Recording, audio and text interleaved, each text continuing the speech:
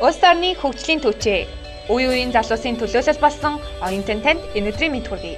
Бид хүндэт зочинтойгоо амжилттай суралцах, амьдралд ажлын байранд хэрхэн өөрийгөө бэлтгэх талаар ярилцдаг билээ. Биднийг сонсож байгаад баярлалаа. Оюутан гэр бүл тавтай морил. Сонсогчдоо та бүхэнтэйгээ 8 дор дугаараар уулзаж буйдаа туйлын их баяртай байна. Энэ дугаарын гол онцлог маань зөвхөн нэг сэдвээр буюу сэтгэл зүйн тухай хүндэт зочинтойгоо ярилцлаа.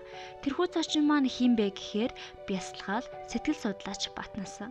Тэрээр Osho бэлгүүн төрийн бус байгууллагын тэргүүн бөгөөд Tapping Solution сэтгэл зүйн сургалтын багш юм. Олонний өмнө ярих үеийн сандрал, айдас, өөртөө итгэлгүй байдал, ажлыг хойш тавих, стресс зэрэг бидний үр бүтээмжийг бууруулдаг сөрөг мэдрэмж, оюун санааны хаалдуудыг хэрхэн даван туулах тухай бид ярилцлаа. Түүний ярилцлагаас маш их зүйлийг ойлгож ухаарна гэдэгт би туйлын их итгэлтэй байна. Энэ дугаартай холбогдсон сонсогчдоосоо судалгаа авсан байгаа. Судалгаанд маань идэвхтэй оролцсон нийт сонсогчдоо маш их баярлалаа. За энэ удаад гүнзэн хорол миний бие та бүхэнтэй хамт байх болно. Бид эхлэхэд бэлэн, харин та чихвчээ чангалаарай. За оюутан подкаст тавтай морил бидний урилгыг хүлээн авсанд маш их баярлалаа. Мөн энэ амралтын өдөр өнөр цагаасаа зарцуулж ярилцах гэж байгаад маш их баярлалаа.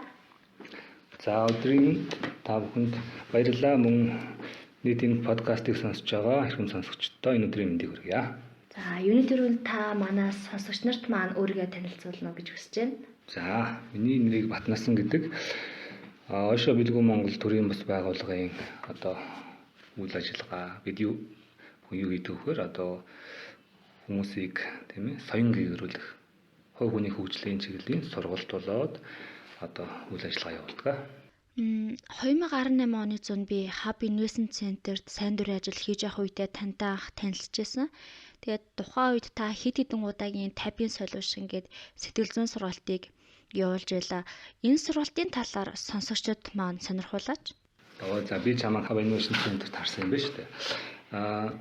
Энэ тэр үед бол энэ Tapping Solution-ы онлайн сургалтыг онлайн хэлбэрт оруулах гэж Hub Innovation Center дээр нэг хэсэг суусан юм. Одоо бол бас дараагийн сургалтуудаа эхлэх гэж байгаа. Тэгээ ямар сургалт гэвэл Ken Wedbury интеграл судлал гэж.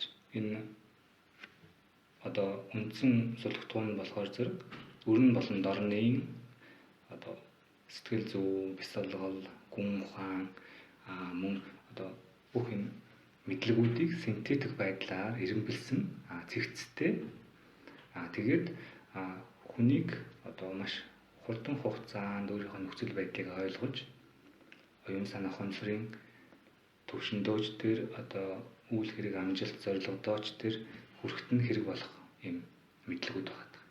Энэний сургалтыг бол өгөхөд бэлтэж байгаа. Энийг бас тодорхой хугацааны дараа бол онлайн хэлбэрт оруулна гэж бодож байгаа.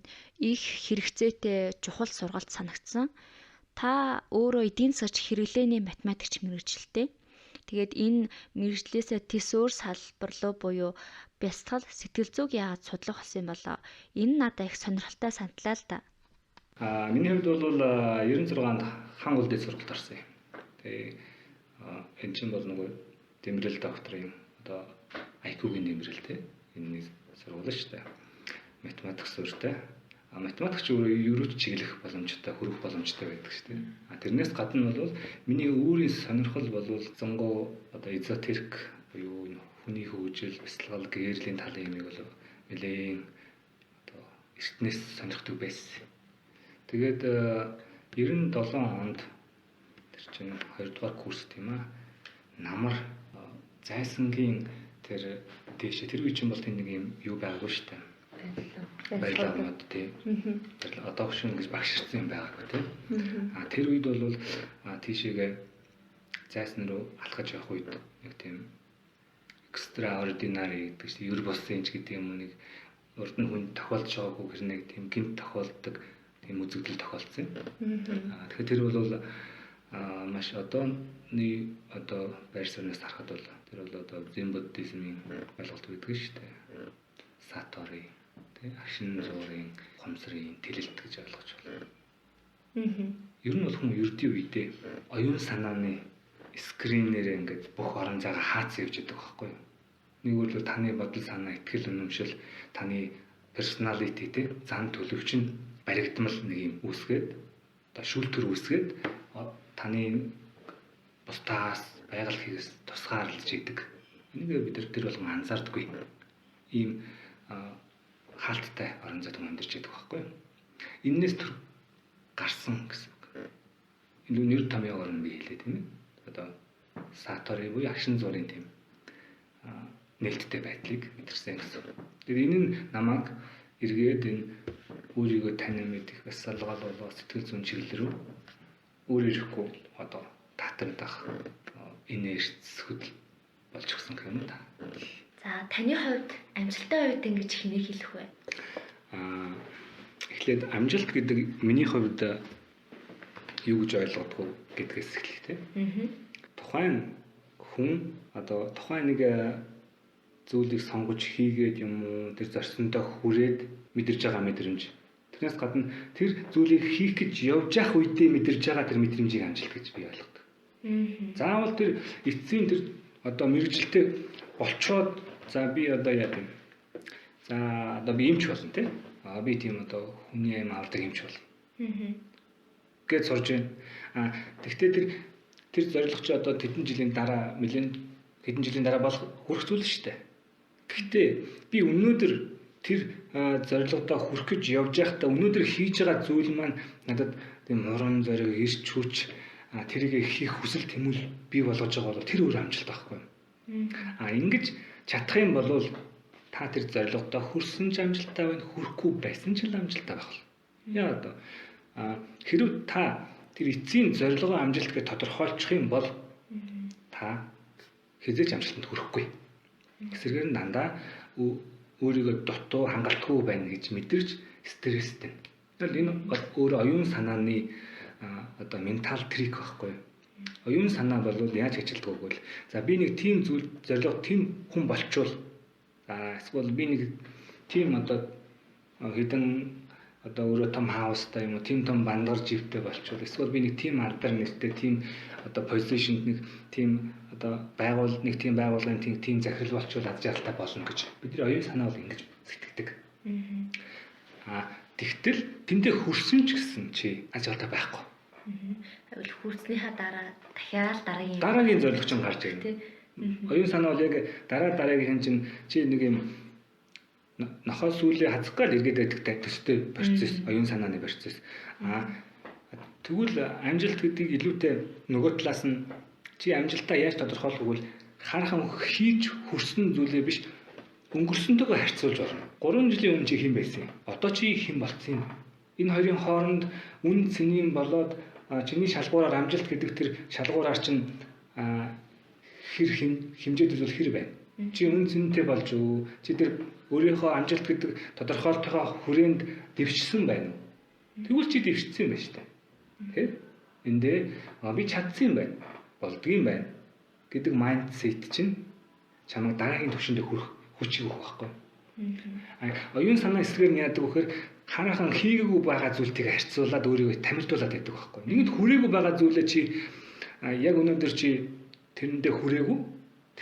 Тэгээд тэгэхээр яг хүрээгүй зүйлтийг харьцуулах гэдэг байхгүй өөрийгөө. Тэгээд ирэхээр чам дандаа нэгэнт хүрээгүй зүйлтийг харьцуулж байгаа учраас чи дандаа дутагдлыг мэдрэнэ.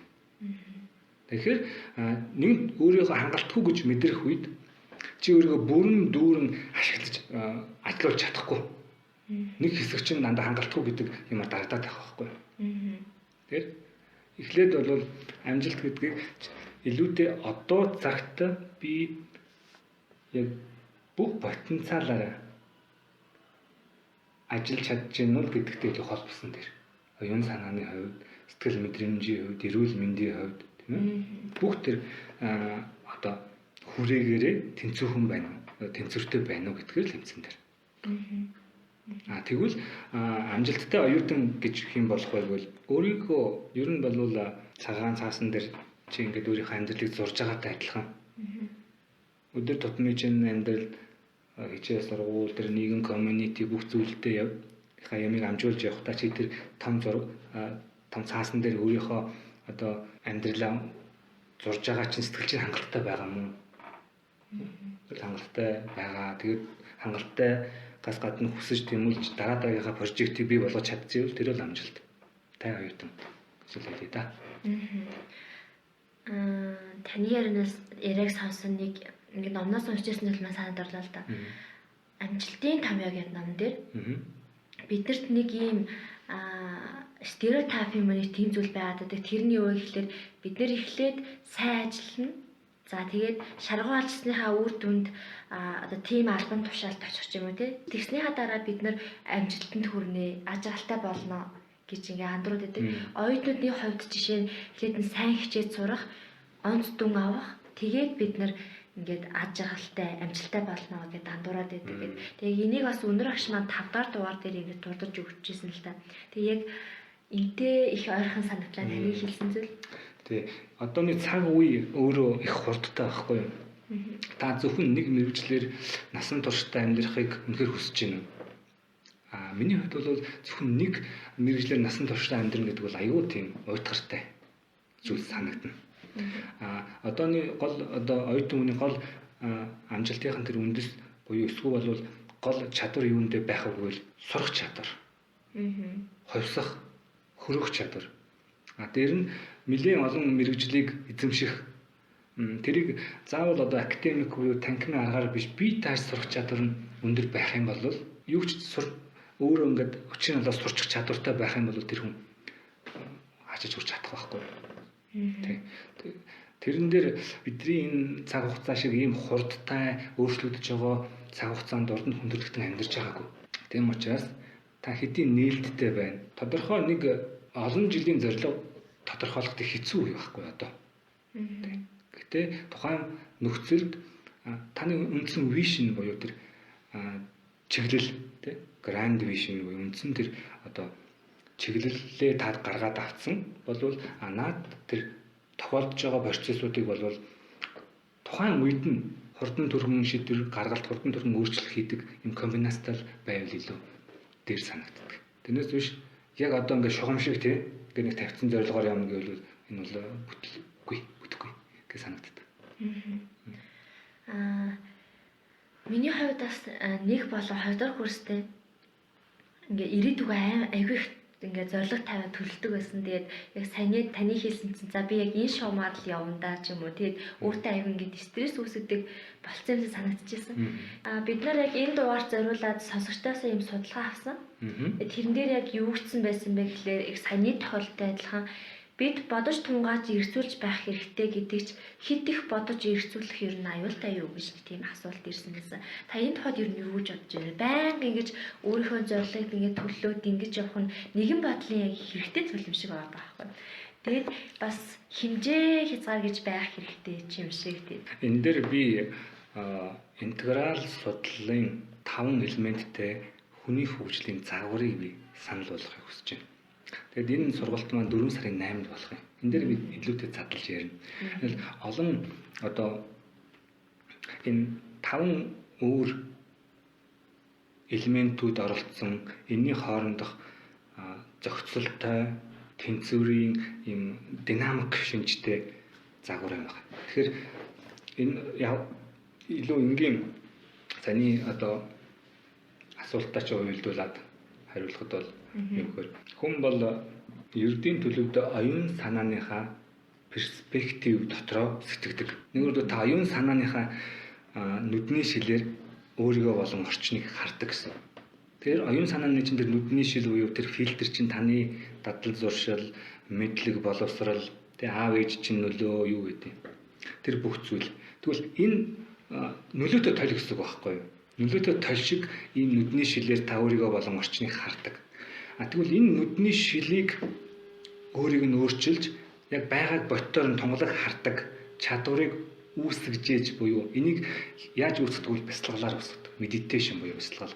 Бяцлаглалын тусламжтайгаар оюун санааны энэ олон нөлөөт толиноос гараад ингэхийн бол та сая илүү логиктой, илүү учир шалтгаантай, мөн учир шалтгаанаас гадна энэ таны интуишн буюу зүн бэлэг чинь зүн бэлэг учир шалтгаан хоёр чинь огтлцож ирэх байхгүй юу? Ингэжээж сая танд бодит зураглал харагдаж эхэлнэ. Гэхдээ та зөвхөн оюун санааны нөлөө толиор харах юм бол илүүтэй та зөрчилдөн. Яагаад вэ? Оюун санаа гэдэг бол төсөөлөх юм бол машины хойдол руу хардаг толтой адилхан байхгүй. Машины хойдол ингээд хоошоо харж байгаа толинд ингээд харахад хойдолд машин байхгүй байна. За. Ойрхон байгаа машин харагдахгүй шүү дээ. Blind spot те харагдахгүй цэг. Тэгээд бүр ингээд хоошоо эргэж харуул би яг ойрхон байгаа машин харж чадна шүү дээ. Аха. Энэ Америкт бол хурдны зам дээр та хоошоо бүрэн эргэж ийж ирэхгүй болохгүй. Талиндаа найдаж болохгүй. Яа дүү энэ чинь сохор цэг байгаа байхгүй. Хажуунд байгаа машин чинь харагдахгүй. Тэр шиг таны оюун санаа юм сохор цэгтэй байхгүй да. Маш олон сохор цэгтэй. Тийм учраас зөвхөн оюун санаан дээр дөлдөөд нь та гаргалгаа шийдэл хийн гэвэл энэ учир дутагдaltaй. Тэрнээс гадна таны тэр одоо gut feeling гэдэг шүү дээ. Одоо зөв нэг тийм зөв мэдрэмжийг бас хүн яг оюун учир шалтгааны логоор тайлбарлаж чадахгүй. Яг энэ баруун тархины бас мэдрэмжүүд юм шиг байгаа юм. Зүүн тархи бол илүү логик сэтгэлгээний тархи шүү дээ. Баруун тархи.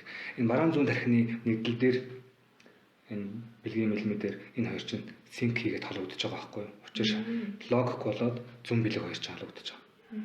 Тэгээд илүү том зурглаар харах боломж үүсдэг. Тэгэхээр зэрэг эхлээд өөрийнхөө байгаа парадигм буюу тэр төслөдлөлийн тэр ертөнцөөсөө бас түр гараад энийг бяцлал гэж байгаа.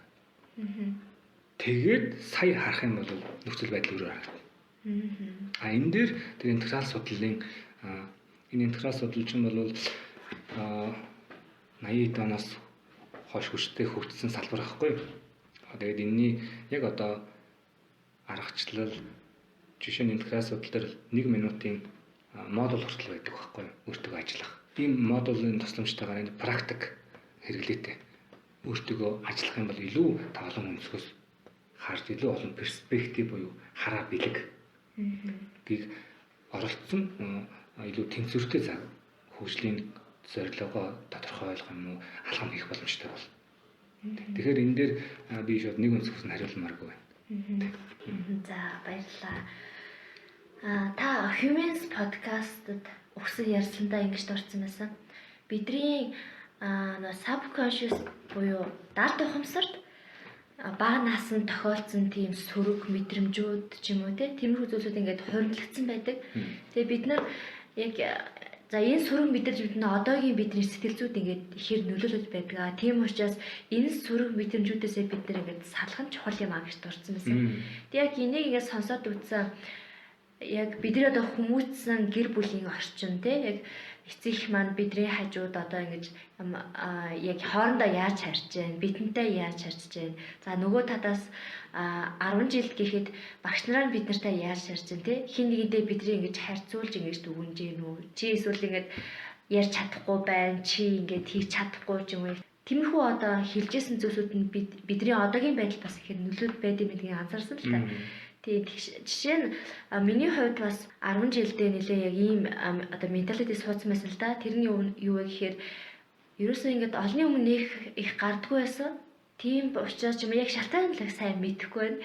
Гэхдээ олонний өмнө гарахаараа яг нөө задаа чи олонний өмнө гарч эхэлтгэж чадахгүй штэ ч юм уу. Нэг тийм бодол орж ижээд ингээд болооглаад байдаг харин тий. Тэгээд яг сүүлд бол ингээд өөрийгөө хүлээн зөвшөөрөх айгуу чухал юм байна гэж бодсон л да. Одоо чи энэ мэдрэх чинь одоо чиний бодол ал чи өөрөө биш юм аа ч юм уу тийм ийм зүйл айгуу хүлээн зөвшөөрөх чухал юм байна гэж бодсон. Тэгэхээр сонсогчид дунд маань магадгүй яг ингээд өөртөө тодорхойлсон ийм хиймэл тодорхойлолттой явж байгаа хүмүүсээс ч магадгүй жишээлх юм бол би ингээд ярьж чадахгүй, би ингээд хүмүүстэй чөлөөтэй харьцаж чадахгүй. За одоо өөр юу вэ? Би одоо энэ ангийнхаа бусдаас мундаг байж чадахгүй юм чи энэ хийгээд яадаг юм ч юм уу те. Яг тийм мэдрэмж орж ирсэн үед яг яах хэрэгтэй байдаг юм болоо.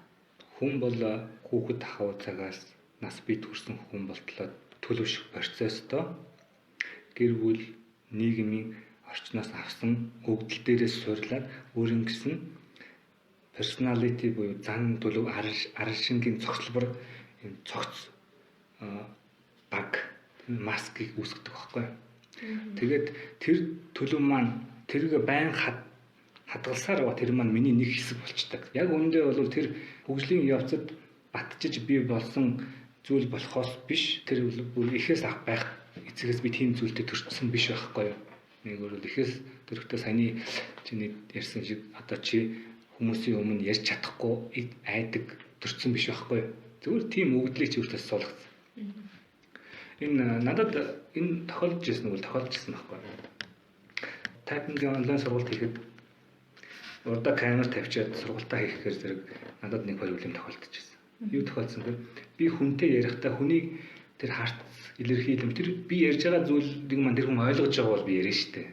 Тэгээ тэр хүний респонс тэр рүүгээр тэрийг мэдэрж ярьдаг хүн байгаа байхгүй юу? Миний тайп төрөл бол. Тэгэхээр зэрэг тэр угаасаа харьцаа гэдэг чинь хоёр одоо хүнж байна уу? Хоёр юмны хооронд адил төстэй элементүүдийн хооронд үүсдэг байхгүй юу? Уг ахын харьцаа гэж нэрлэдэг. Адил төстэй элемент. Одоо чинь бид нар монголоор ярьж байгаа шүү дээ. Монгол хэлээр ойлголцож байгаа учраас бид нар харьцаж байгаа. Адил төстэй элемент байгаа байхгүй юу? Тэгтэл камер урдаа тавьчаа ярих гэхээр би хүнтэй харьцаад миний мэдрэмжүүд чинь тэрний илэрхийлж байгаа, сонсож ойлгож гин үү, ямар илэрхийлэмж гаргаж гин тэрийг нь мэдэрч харьцдаг учраас төгтөө байсан. Тэр үед би яасан гэхээр за тэгвэл ингэж энэ камерын цаана хүн сууж ийн гэж бодлоо. Тэг би тэр хүнтэй ярив. Камертайгаа ярьцгаа болчихж байгаа байхгүй. Тэгээ тэр хүнд харьцаад ирэхэд нөгөө нэг саад маань алга болчихж байгаа. Энэ оюун санаа энэ ментал юм барьер саадууд яг үнд аюу хэцүү юм шиг хэрнэ. Тэрний цаа шалтгаан нь болчиход аюу ингэ суларчдаг. Тэгээд нөгөө талаасаа хүн одоо цагт орших юм бол өөрийнхөө айдас бухимдал стрессээс хамгийн урдаан ингэж ирж чаддаг. Тийм учраас энэ Яхарт тоолын одоо цагийн хүчгээд нам чинь бестселлер болсон тийм учиртай байхгүй. Мань хөрчин тийм Ванкуверийн дээд сургуулийн багш байсан. Гэхдээ тэр хүүхэд насны ч юм уу маш их стресстэй өссөн юм шиг байна. Тэгээд нэг өдөр баг амиа орлох шахаад тэгээ би энэ биетэй ингээ би баг өөртөө цаашид амьдрч чадахгүй нэ гэнт тэгж хэлснэ. Ингээд би өөртөө амьдрч чадахгүй гэдэг чинь юу очиртай юм. Надад одоо хоёр бие байгаа. Би өөртөө амьдрч чадахгүй нэ гэж ямар учраа гэдэг. Тэр үед тэр хүн саатаар явуулсан байхгүй. Ердийн байдаг төлөвлөсөө гэнт гараад байгаа зүйлийг байгаар нь харж эхэлсэн. Тэр шиг хүн анхаарлаа одоо цаг руу шилжүүлээд энэ орчны дуу чимээ ингээд ямар ч газар чимээний тийм бэкграунд байдаг байхгүй. Халуун савыг хагарсан үг нь яаж мэддэг юм гэж хэлдэг шүү дээ. Тэр шиг дүнсэн.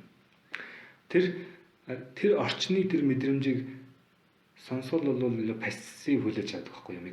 Тэрийг ингээд мэдрээд байж ах үед чи өөрийгөө сэрэн утгах юм мэдэр. Нэгэн төргөөс сэрэн гэж мэдэрсэн үед бол чиний ямар нэгэн бие барьсан ч юм уу таагүй мэдрэмжүүдээ чи менеж хийх чадвартай бол. Эсвэргээр нь оюуны төвшин дээр ердийн оюуныхаа төвшин дээр байж ах үед чи өөрийгөө менеж хийх хэцүү. Яагаад вэ? Яагаад гэвэл оюуныхаа энэ хэмжээс дээр чи өөрийнхөө нэг бодол санаатай өөрийнхөө нэг бодол санаа болцсон үзээд байгаа байхгүй. Би ингээд энэ би бас ингэмээргүй байна гэх. Тэгвэл одоо цаг руу буугаад ирэхээр зэрэг нэг юм бодит мэдрэмж мэдрэгддэг. Тэ? Будаа гэрээд яагаад аз жаргалтай болчих вэ? Мань хүн тэр дал модны дээр юу ч гоо байсан ч гэсэн аз жаргалтай болчихлоо шүү дээ. Ямар нэгэн карьер, тэгэн ингэн тийм зорилготой байна. Гүгээр нь аз жаргалтай болчихлоо шүү дээ. State буюу төлөв байдал байхгүй. Одоо цагт байгаа. Одоо цагийн энэ урсгал дотор чиний дотор байгаа. Одоо зэн буддизм хэлдэг шүү дээ. Эцэгээс төрхөөс өмнө ямар цагт төрөхтэй байсан. Тэрийг олох гэдэг байхгүй. Faceless face. Царайгүй царайгаа ол. Царайгүй царай гэдэг чинь миний нөгөө аав ээж гэр бүлийн орчинд авсан нөгөө дадал зуршил, зан характер биш. Тэр бүхний цаана яг байгаа дадал зуршилгүй, нэр хочгүй, цол гоншингүй нэг нөхөр байгаа шүү дээ. Тэрийг ол. Тэрийг олсон хүмүүс түүхэн туршид дандаа тийм харизмтай ирч хүчтэй байсан. Яа одоо тэр хүн дотроо өөрийгөө олсон учраас гадны хин нэгэн хүнээр өөрийгөө контрол дулдаггүй болсон.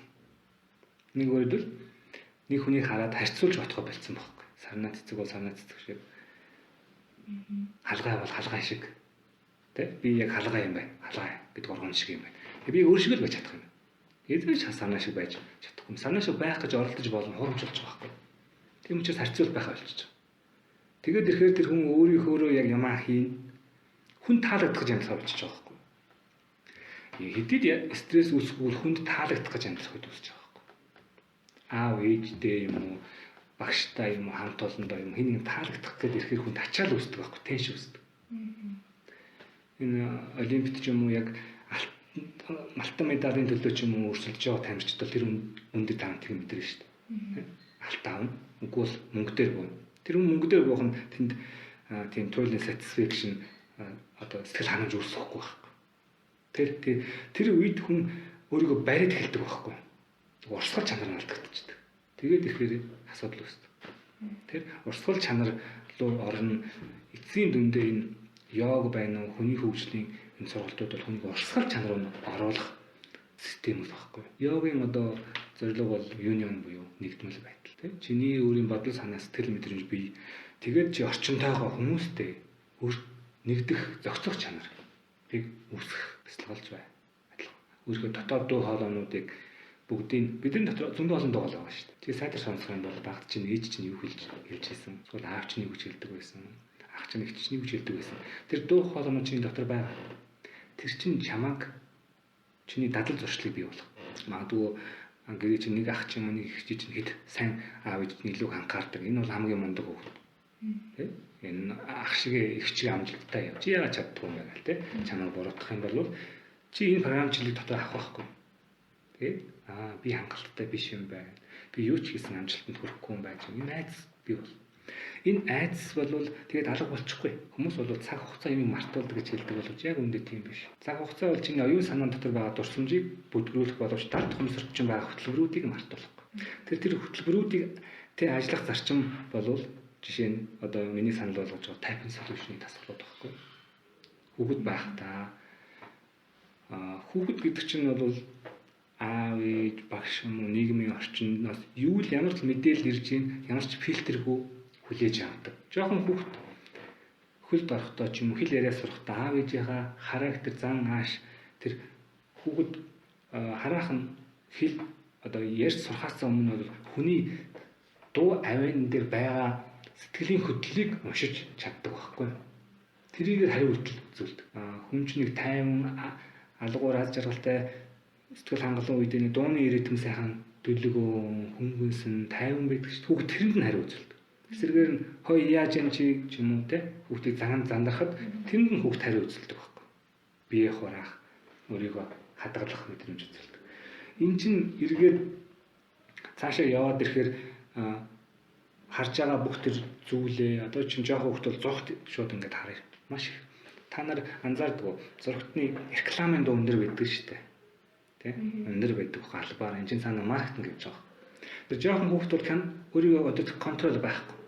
Шууд реклам зургтын реклам өндөр болонгод шууд тэрийг харна.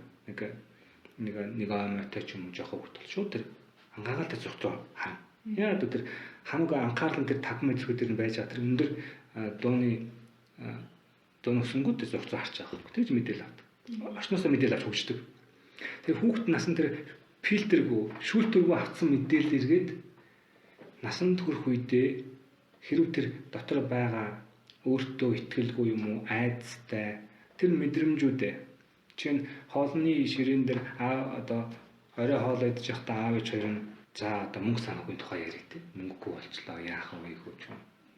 Мөнгө одоо болох амаргүй байх шүү. Энэ яриа хүүхдэд мөнгөний тухай мэдээлэл болж суух байхгүй. Тэгээд том нас бит хүрчгээр амьдралаа менежмент хийж чадахгүй. Яаж ийгээд мөнгөтэй боловч тэрийг зохицуулж чадахгүй. Эсвэл ямар нэг мөнгөний асуудал орчоод идэв. Тэрний цааш шалтгаан хүүхд байхдаа авсан мэдээлэл, хоригдлогдсон мэдээлэл. Тэрийг дад хумсраас ангижруулж суллахгүйгээр тэр хүний тэр санхүүгийнх нь одоо хөгжил нь цаашаа явах төвхтэй байхгүй. Тэгээд ирэхэд тэр хүн яах вэ? Асуудлыг хаанаас яах вэ? Бусдаас. Тэгээд ямар нэгэн лам бүү дээр очиж тий хойд тавлангаа даатгаж энэ лам бүүний юу хэлэх вэ? Чи тийм юм байна, ингэх юм байна. Тэг ингэгээд нэг юм зааж өгнө шүү дээ. Тэгээд тэр нь яг үүндээ шийдэл биш байхгүй. Дотоод сэтгэл дотороо байгаа юмаа шийдэхгүйгээр гадаад байгаа юмыг шийдэх боломжгүй. Тийм учраас бол Будда ч юм уу тийм ээ мянган бурхан чамаа ингээд тойроо суусан ч гэсэн чи өөрөө хичээхгүй бол ямар ч өөрчлөлт гарахгүй гэж хэлсэн байдаг шүү дээ. Тэр typing solution бол миний тэр гол intention зорилго бол хүн өөрийнхөө дотор байгаа хязгаарлагдмал итгэл үнэмшил задлахгүйгээр тэр цаашаага хөгжөхөд их төвөгтэй байдаг.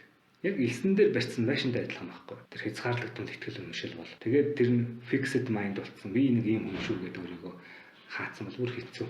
Та эдгээр сэтгэл зүйн хязгаарлалтууд, сөрөг мэдрэмжүүдийг богино хугацаанд арилгах дасгалыг сургалтын ханд танилцуулга бичлэгэд зааж өгсөн байсан. Тэгэхээр эдгээр дасгалын тухай, ялангуяа тэр тархины амигдала төвийн тухай бидэнд дэлгэрэнгүй тайлбарлаж өгч болох уу? Энэ яаж хөгжсөн бэ гэхээр бидний өвгдөд зарслан заана агнаад явж ахт ч юм уу. Гэмт нэг шуугаас баргаад ирж болно шүү дээ. Тэгэхээр тэр өвгдөөс маань яг хаана аюул байгаа бол хаанаас дайсан гарч ирэх бол гэж байнга анзаарч явдаг байсан байж таа. Тэгэхээр энэ аюулын энэ төв үүссэн байхгүй. Энэ төв дээр одоо цагт бол энэ төв яаж ачаалагдах вэ гэвэл түрүү чи асууж байсан те олонний өмнө гараад одоо чөлөөтэй ихтгэл тавих ч юм уу лекц презентацийн тавхад бие барьдаг айцаа яаж таах вэ? Тэгвэл тэр хүний хувьд бол багадан тэр өөр ямар нэгэн байдлаар өвдсөн өвдөл байж байгаа байхгүй. Магадгүй баясаа дуулж исэн чинь ээж нь ч юм уу аав нь өдөржингөө ажиллаад стресстэй орж ирээ. Чи одоо жоохон дугаа байл да. Бити хашгичаад гэдэг хэлсэн байл. Тэр хүүхэд тэгээд дугаа авраагаад дотроо би наав ээж маань ингэж хэлчихлээ. Эсвэл би дуулж чаддаг юм байна. Эсвэл би ямар нэгэн тийм надад асуудал байна ч гэдэг юм. Өөрийгөө хаачж байгаа байхгүй. Тэгээд дараа нь ч тэргээ мартцсан. Дараа нь хүний өмнө гараад ирэхэд нөгөө юм чинь далд хомсод байгаа тэр зүйл чинь шууд автоматар ажиллаад энэ амигдала төв чинь ачаал авангуудаа аюултай байна өөрийгөө хамгаалъя. Тэгээд хүүхэд байхдаа дугаа болсон дугаа хараад тэг чөлөөтэй болж чадгаа болчтой. Тэгээ яг нь усанд орж явахдаа байндаа бол байны өрөөндөө яг хаалгаад өгсөн ганцаар очиж дуулдаг. Гарахаараа дуулахгүй. Дуулахаараа би сонголгоо дуулдаг. Тэ өөрийгөө ингээд хаадаг болчих. Тэр мэдрэмжийг энэ амигдала төв ядгаар инстинктээр шууд их тархины гадаргууг энэ дунд тархитай холбоотой л амигдалаад мэдрэмжүүдийг хааж контролддог байхгүй. Тэгээд ирэхээр энэ их тархины гадаргуу буюу учир шалтгааны дагуу зэгцтэй сэтгэх тайван юмны учрыг наантай цаантай харах чадвар нь сулраад энэ амигдал ачаалагдчихдаг. Энэ төвийг typing solution дасгалын тусламжтайгаар сулж өгдөг байхгүй. Цаан дээр физиологийн суурин тэндээ гэдэг. Мөн энэ typing solution-ы дасгал бас олон элементүүд байгаа. Хүнийг одоо цаг руу авчрах, яг энэ мөч рүү авчрах, амьсгалаа мэдрэх, өөрийгөө мөн бодол санаагаа удирдах буюу гэрчлэх, анзаарах элементүүд. Стресс үедээ ямар нэгэн прожект хийгээд дедлайн тулцсан чи маш өөрийгөө ачаалаад ажиллаж байгаа үед биш үү? Мөлийн ачаал авангууд, бас сэтгэл зүйн ч юм уу ачаал авангууд энэ нүдний хорхоо ч гэдэг юм энэ цэгүүд дээр одоо чинь нүднийхээ нухраад ингээд таад үзэлтэй. Энэ амар хөндөр өглөө та тэдний хэмжээний ачаалтай байна гэсэн үг байхгүй, стресстэй байна гэсэн үг байхгүй. Яг тэгвэл энэгээр чинь дандаа хүний энергийн суух судлал меридианууд урсаж байгаа. Бид нар чинь зөвхөн ийм махан биетэй биш. Биеийг дамжсан нуруу дагсан энергийн долоон судал дээр нь биеийг дагсан одоо 80 буддын ухаанаар бол 84 номын цогц буюу энергийн суух судлууд, йогийн ухаанаар бол 72000 наадын буюу суух судлууд урсаж байдаг байхгүй. Энэ судлуудын дээр гол огцлол одоо чинь нүдний хургаа дээр энэ хоёр нүдэд нь бэлгийн элементтэй энд нүдний хургаа энэ цэгүүдээр дандаа энергийн урсгалууд явж идэг. Энэ урсгалуудыг нэгдүгээрт цэгүүдээр нь дарж суллах, хоёрдугаарт энэ цэгүүдээр дарангаа тухайн тэр асуудалтай холбоотой байгаа сэтгэл мэдрэмжийг суллах аргыг typing-ы дасгал гэдэг байхгүй. Жишээ нь олонний өмнө гараад илтгэл тавихад бие барьдаг хүн байлаа гэж бодъё. Ер нь энэ олонний өмнө гараад ярих гэдэг бол түгээмэл айц. Тийм зөвхөн доржид альма тохиолдог тийм цөөхөн айц биш. Түгээмэл айц. Тэр энэ түгээмэл айцыг яаж давах вэ гэвэл олонний өмнө гараад ярих гэд бие бариад хамаг хөлсжин гоожол ярих гэжсэн бэлдсэн хамаг юм мартаар манарж байгаа шүү дээ. Яг энэ төлөвийг чи туулсан буюу яг олонний өмнө ярихаар ийм бориглын тохиолддог бол одоо typing-аар бол яг энэ мэдрэмжтэй ажилладаг байхгүй. Өөрийгөө чи олонний өмнө гараад стресстэй жаагаар мэдрээд тэгээ мэдрэмжүүдээ энэ саяны төвүүдээр энэ меридиан цэгүүдээр дамжуулаад сулалдаг. Теншн буюу тэр мэдрэмжийн тэр зангирал нь энэ төвүүдээр ачаалал өгсөн байгаа байхгүй. Тэрийг суллаад оюун санаагаараа тодорхой дасгал хийдэг. Тэгээд нэг 3 юм 5 минутын дасгал хийчихэд таны тэр олонний өмнө гараад айдас чинь сулраад эхэлнэ. Дараа нь та олонний өмнө гараад илтгэлээ таахад өмнө нь 80% стресстэй байсан бол та 40% 60 30% ч юм уу багасаад эхэлнэ. Дасгалаа сайн хийгээд сулаад авах тусам эн чинь бүр тэг болчих байхгүй болчих. Ингэж сулна. Энэ цаана нэлээд олон одоо сэтгэл зүй болоод бас л бие физиологийн маш олон юм нарийн элементүүдийг хамарсан дасгал. Гэтэ маш энгийн хинч хийж болдог. Гэхдээ маш түргэн. Одоо миний онлайн сургалтын сайт дээр байгаа тийм хүн 30 секундэд стресстэж болдго юм бол стресс 30 секундэд стресстсэн тэр стрессээ магадгүй заримдаа 2 3 өдөр 2 3 сар 2 3 жил ч гэсэн хадгалж явдаг шүү дээ. Тэгвэл яагаад 5 минутанд тэрийгээс сайн ангижирч болохгүй вэ гэдэг энэ одоо хандлаган дээр энэ type solution гэдэг зүйлийг 90-ад оны ихэр цогцсон байхгүй. Гэтэ энэний бол оригинал бүр одоо их үүсвэр нь бүр 2500 жилийн өмнө 5000 жилийн өмнө ч байна. Acupuncture одоо хүний биоэнергийн цэгүүд дээр дарах юм бол бие эргэтэнд өөрчлөлт өгдөг гэдгийг судалсан дээр acupuncture системээс гаралтай л. Би энэ дасгалыг өөр дээрээ туршиж үзсэн. Бичлэгийг үзэхээс өмнө бол биоэнерги, энергийн урсгал зэргийн талаар тодорхой мэдлэггүй. Тэгээ бичлэг үзэж байхдаа бас нэг л итгэж өгөхгүй, хэрэгжихгүй, худлаа юм шиг санагдчихсэн боловч яг ингээд стрессцэн үедээ, бухимдсан үедээ, сандарсан үедээ хэрэглээд үзсэн чинь хэрэгждэг юм байлээ, тусалдаг юм байлээ. Тэгэхээр сонсогчид маань энэ доорх линкэд байгаа зурвасаар ороод энэ дасгалтай бас танилцаарай, хэрэгжүүлж үзээрэй гэж хүсэж байна. Юмыг ярих гэдэг бол нэг зүйл. Тэрийг хэрэгжүүлнэ гэдэг бол бүр өөр зүйл. Тэрийг биеэрээ дамжуулж туулж ээж тэр юм бодит мэдлэг буюу бодит хүчээ өгдөг. Тэрнээс ном уншаад тэрний тухай мэдлэгтэй болно гэдэг бол нэг зүйл. Тэрийг амьдралдаа хэрэгжүүлсэн зүйлээсээ ухаанлыг олно гэдэг бол сая одоо бэлэг ухаан буюу wisdom бэлэг ухаан багхгүй. Тэгэхээр бол ер нь бол оюутан цагт хүн тэр тухайн тэр зорилгоо тавиад гэхдээ тэр оюутан болохоос өмнө тэр өөрийнхөө тэр сонгож авсан мэрэгжлээ үнэхээр зөв сонгож авсан нь тэр аягүй чухал шүү дээ. Та зөв мэрэгжлээ сонгож авах бол та хичнээн дургу зүйлд хүн хүч чамаалт гаргадаггүй. Тэгэхээр зөвхөн цаг хугацааны хувьд шал дэмий өнгөрүүлсэн юм болж хувирна. Дуртай зүйлээ олох. Дуртай зүйлээ олно гэдэг бол цаанаа юу гэвэл нэг зурхаач дээр очиод зурхаагаа дуруулах тухай асуудал биш байхгүй юу? Та өөрийгөө таньж мэдэх хэрэгтэй бол. Өөрийгөө таньж мэдэхийн тулд туршилт хийх хэрэгтэй бол. Би ийм зүйлийг сонирхож байгаа бол энийгээр хийгээд үзье.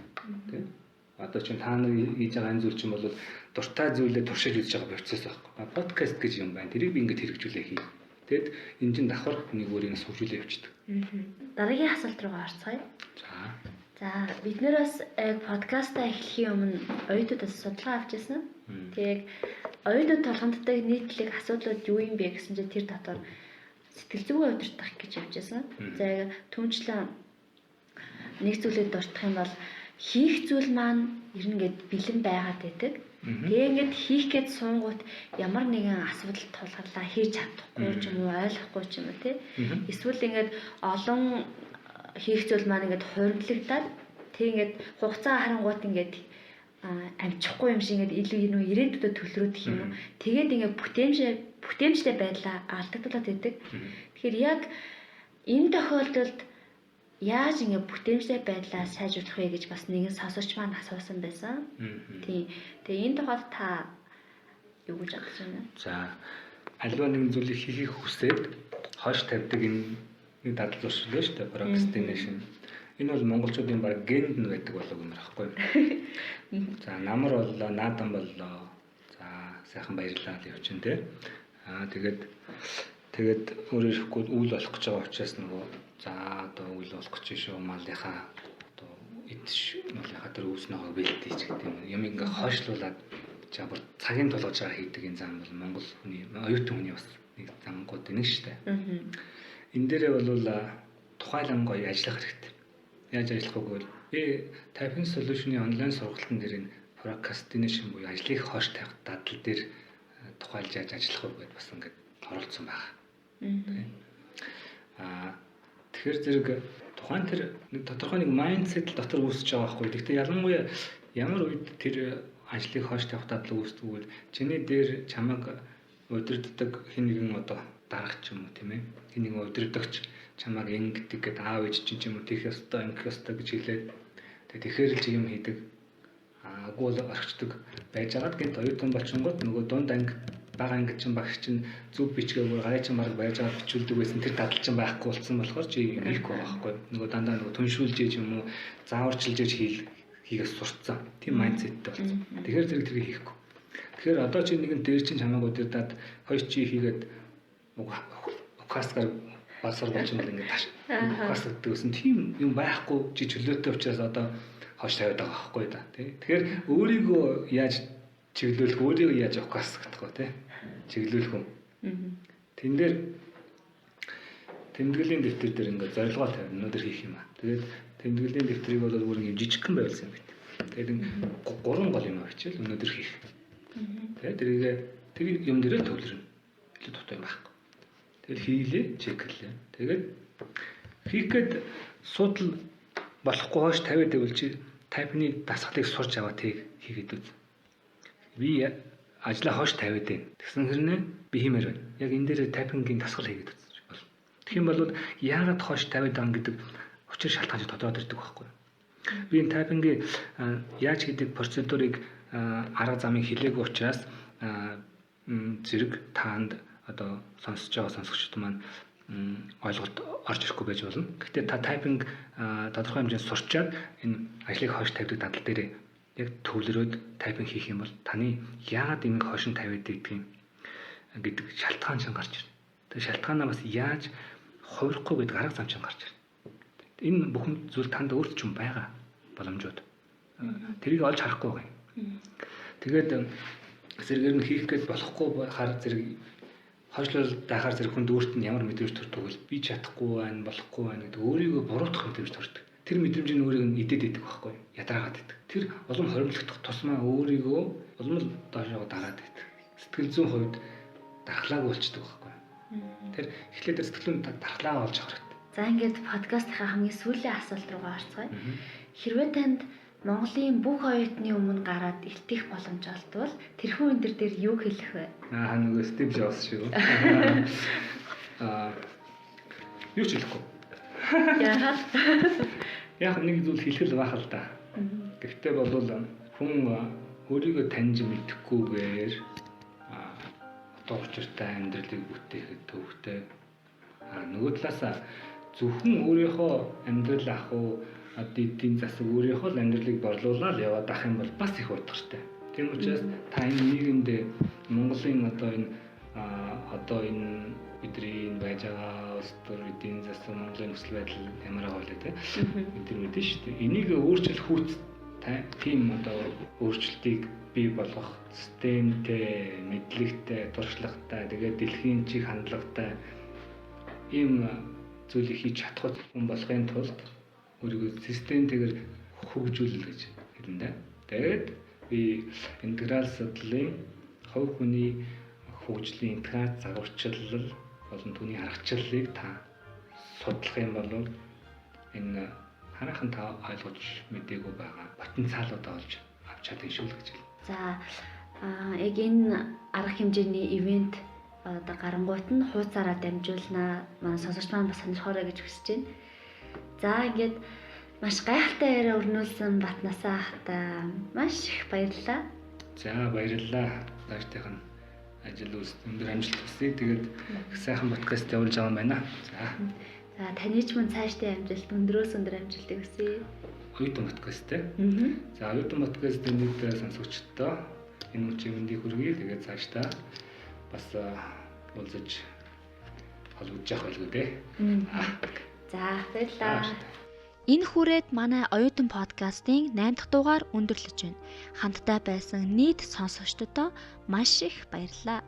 Амжилтыг арай өөр өнцгөөс харах, сөрөг мэдрэмж, оюун санааны хаалтуудаа даван туулах, хойш тавих дадалтайгаа ажиллах тухайд өгсөн зочны маань зөвлөгөөг туршина гэдэгт итгэлтэй байна. Тайлбар хэсэгт Батнасан ахтай холбогдох хаяг болон тайпинг дасгалын бичлэгийн холбоосыг оруулсан байгаа шүү. Бидний яриа тань таалагдсан бол энэхүү подкастыг түгээж, шеэрхийн илүү олон найзуудаа түгээгээрэй гэж та бүхнээс чин сэтгэлээсээ хүсэж байна. Мөн танд ямар нэгэн бодол, сэтгэл төрсөн бол бидэнтэй мөн зочинтой маань хуваалцаарай. Дараагийн дугаараар дахин уулзлаа түр баяртай. Шинэ 7 хоногоо үр бүтээлтэй, эрч хүчтэй сайхан өнгөрүүлээрэй.